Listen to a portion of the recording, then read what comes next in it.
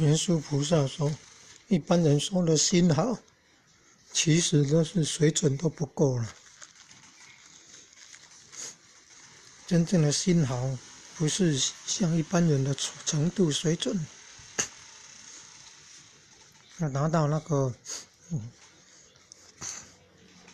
上天有好生之德那种。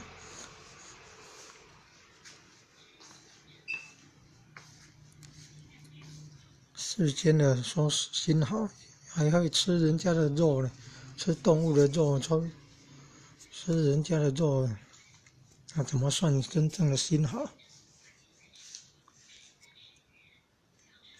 不能与众生结恶缘啊！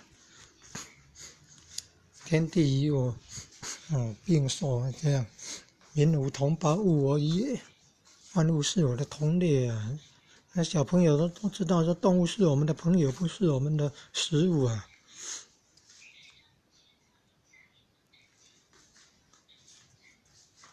真正的心好，就不能吃动物的肉了，那就干脆来求道去，求道还有吃素，还有立清口愿，能够入师尊师母的门墙，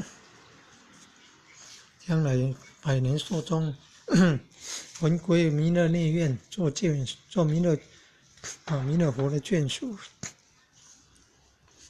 到天罗院，到无极里天，这样更值得啊！超脱生死轮回之苦，也是更值得。